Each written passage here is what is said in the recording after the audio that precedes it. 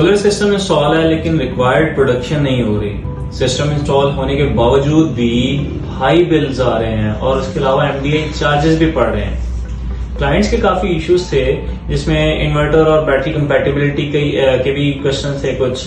तो उन क्वेश्चंस के आंसर्स देने के लिए आज हमारे साथ मौजूद हैं जैन साहब, जो कि हमारे क्लाइंट्स को टेक्निकली गाइड करेंगे।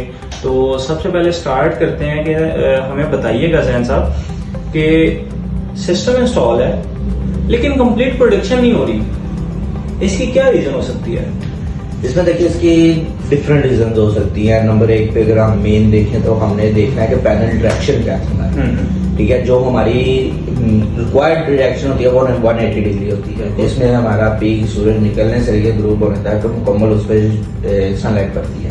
ठीक है, मोस्टली होता है कि वो डायरेक्शन को चेंज कर देते होते हैं कि पैनल्स इंस्टॉल नहीं हो रहे होते मुकम्मल, तो उनको मुकम्मल करने के लिए उसकी डायरेक्शन चेंज कर दी जाती है। ये मोस्टली इशू आता है L2 स्ट्रक्चर्स में। और उसके बाद जो इशू आता है वो आता है डस्टिंग का, कि पैनल्स पे डस्ट बहुत ज्यादा जमती है। कुछ इलाकों में डस्ट ज्यादा होती है, कुछ में कम होती है, लेकिन उसमें होता है कि अगर क्लाइंट उसको टाइम टू टाइम उसको क्लीन करता रहे तो उसकी प्रोडक्शन पे मेंटेन रहती है।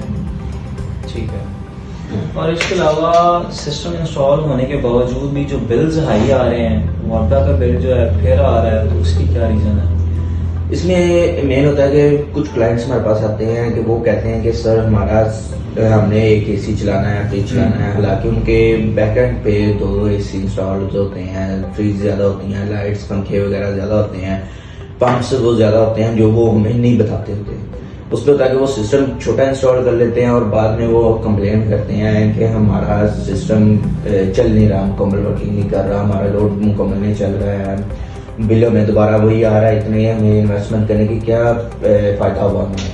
तो इसमें हम मोस्टली ये मैं क्लाइंट्स को कहूँगा कि वो हमारे थोड़ा सा इन्वेस्टमेंट ज्यादा कर लें लेकिन अपने लोड के मुताबिक सिस्टम इंस्टॉल कर लें। ठीक है।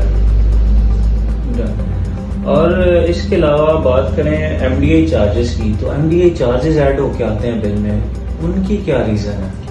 उनकी रीजन ये आ जाती है कि जब एक नेट मीटरिंग सिस्टम इंस्टॉल किया जाता है तो उस पर ना एक्सटेंशन लोड फिक्स किया जाता है वापस की तरफ से। फर्जी अगर रेसिडेंशियल की बात करें तो 10-12 का होता है, 10 या 12 होता है। ठीक है, अगर क्लाइंट उससे ज्यादा यूज कर लेना तो उसको एमडीआई चार्ज करता है वापस। यानी फर्जी अगर उनका 12 है ना सेंशन लोड, अगर वो 15 या 20 पे जाता है तो वो उस पर एमडीआई चार्ज की जाती है, जिसकी वजह से उसका बिल इंक्रीज हो जाता है। और इस एमडीआई का कोई सोल्यूशन हो, एमडीआई चार्जेस से बचने के लिए कोई सोल्यूशन आप? इसका बेहतरीन सोल्यूशन ये है, अगर आपका ऑन ग्रिड सिस्टम है तो आप हाइब्रिड की तरफ शिफ्ट होंगे। ठीक है। ठीक है, हाइब्रिड में ये होगा कि पीक टाइम में आपकी जो लोड होगा वो बैटरी मैनेज कर लेगी और इसके साथ साथ जो आपका जाफी लोड चलता है ना, बिल्कुल वो भी मैनेज हो जाएगा। उसमें आपको इस समय लेके 1 तीर से 2 निशाने हो जाएंगे। आप क्या कि पीक लोड में जो आपको बिल ज्यादा आता है वो भी कम हो जाएगा और उसके साथ साथ आपका एमडीआई भी मूव हो जाएगी। ठीक हो गया, वापस शेयरिंग भी चलती रहेगी। हाँ, वापस शेयरिंग के साथ।